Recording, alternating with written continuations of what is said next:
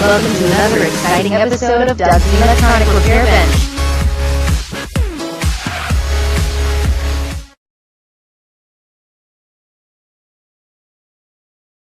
Afternoon again, YouTube. Back with you again with the Statco variac isolation transformer. Been doing some measuring. What I think I want to do is these holes here are nice and solid, and I think what I'm going to do is take the switch there and this plug out here and basically mount that. Let me turn it over here a second.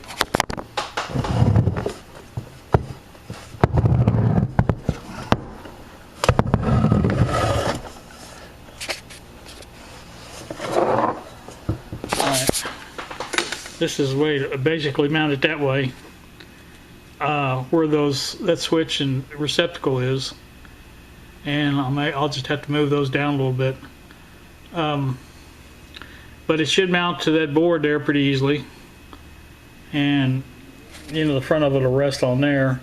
It'll be underneath the may have to move the soldering station up a bit.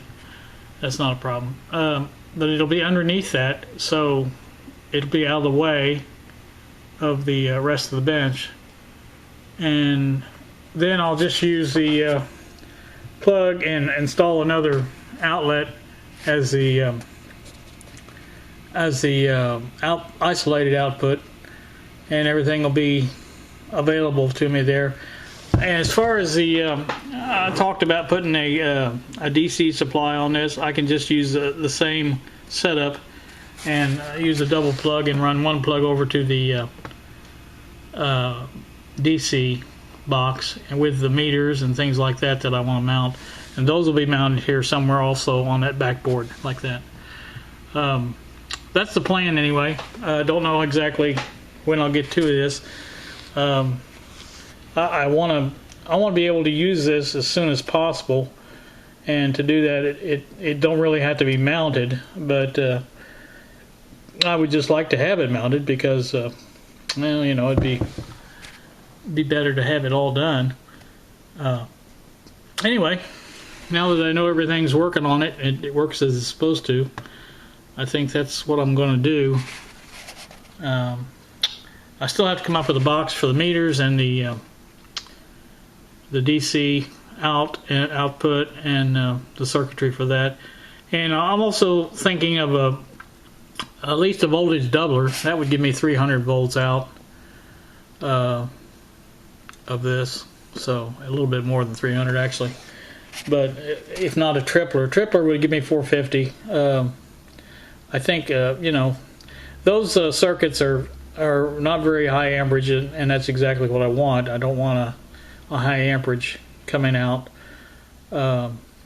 just for the high voltage testing that I would do. It doesn't require a higher amperage output. So anyway, just kind of thinking out loud here, but that I think is the plan. Instead of trying to find, I thought about trying to find a box for this, and I even have an old space heater that I'm going to have to cut up and do something with.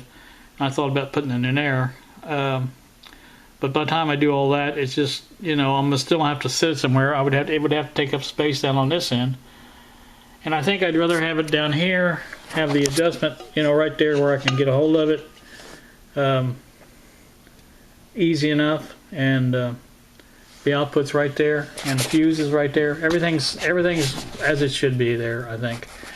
And like I said, the switch and the receptacle there can be mounted other places. It's not a dire situation for the switch to be there. So like I said, that's the plan on that, and I'll bring you back sometime when I have more to report on it, but for now that's about all I got. So thanks for watching.